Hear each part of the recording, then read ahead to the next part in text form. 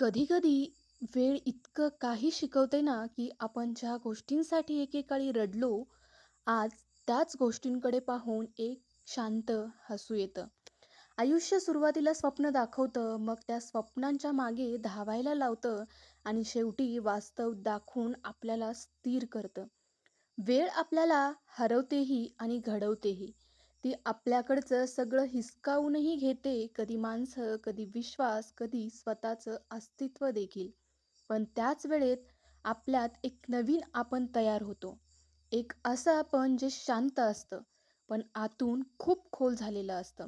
जे आता तक्रार करत नाही, फक्त समजून घेतं आणि पुढे चालत राहतं. वेळ शिकवते सगळं विसरायला, माफ करायला आणि सगळ्यात महत्त्वाचं म्हणजे काहीही कायमचं नसतं हे स्वीकारायला. शेवटी फक्त हेच समजतं, आयुष्य म्हणजे जिंकणं नाही, तर गमावतानाही स्वतःला हरवू न देणं.